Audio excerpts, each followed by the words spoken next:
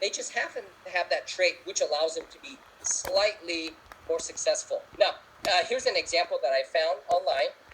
Can you guys do you guys see the frog? You guys see the frog on the left? You see the frog, right? Look at the frog. The frog's right here.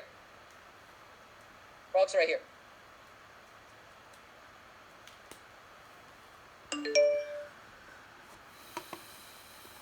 That's the frog.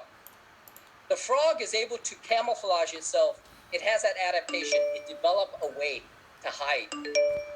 Frogs are not harmful. They're not aggressive.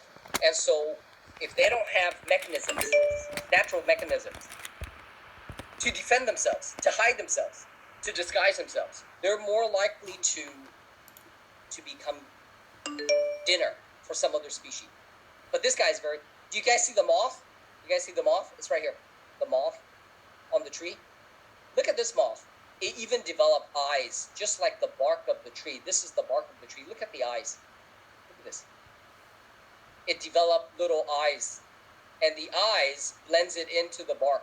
So this is another natural mechanism that these species develop. And he said many species also develop these mechanisms, which allows them to be successful. So in his book, in the last few chapters, he talks about how all species, are related to each other. So he calls it the tree thinking, okay? Tree thinking. And the word is right here. Tree thinking. And what it implies is that all organisms are related.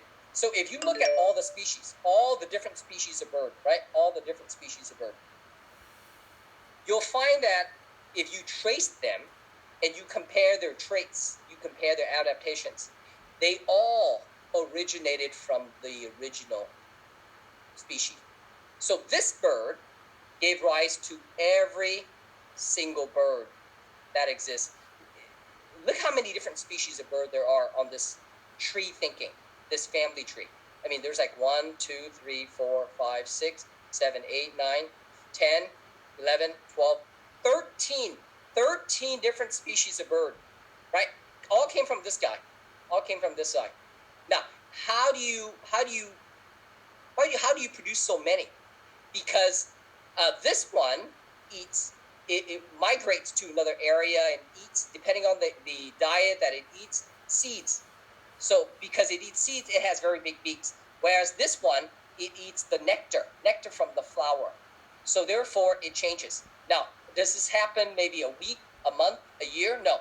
We're talking about 100 years. We're talking about 50 years, something like that. A long period of time, many generations. And so this guy, we call this speciation, okay? Darwin calls it speciation. It's the process how new species are created from one species due to the food and the habits of the species. So if all you do is your whole life you eat seeds, hard seeds, big seeds, hard seed, big seed, your beak is going to be big. Now, maybe not you, but your descendant, your offspring will have bigger beaks. Your kids will have bigger beaks, stronger beaks, and it goes on, and after many generations, all of your descendants, your great-grandkids, birds will all have big beaks. So that's the idea that Darwin was trying to convey. He said that natural selection and adaptation to the new environment creates the diversity of life. And he showed it based on this tree thinking. And he said that according to the principle of common descent, which came from Charles Darwin, he thinks that all the species, the one that's alive and all the ones that's extinct in the past, they all are related to each other. If you were to trace them, it all originates from the original species. Even humans. Here's human right here. Humans and all the other species originated somewhere here. We have a common ancestor. Now, from this idea, did Darwin have evidence to prove this? The answer is no. He didn't have evidence. He didn't have concrete evidence at this time because he didn't have genetic knowledge. Genetics was not big during his time. Genetics started 150 years after him. So his whole life, after he published his book, he always wondered, how long will his theory continue? When will it be disproven? When we learn new things. But today, fast forward, genetics and molecular structures, molecular studies have supported his work. His work has been validated and supported by many different fields of science to be true. For him to make this statement that all living things came from one species, from a common ancestor, was bold during his time. Remember, the church was very powerful. The church could destroy you during that time. The church, if they didn't like you, they conspired to ruin your life, destroy your whole family.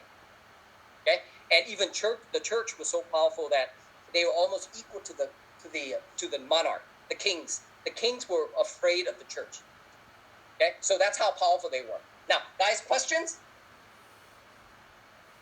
People, questions? Caitlin, are you still awake? Sitting on that comfortable chair? All right. Okay, that's a nice chair, Caitlin. Looks very comfortable, Caitlin. All right, guys. You guys have a nice day. We have like maybe 10 minutes. Okay, go take a break. Enjoy a snack. I'll see you guys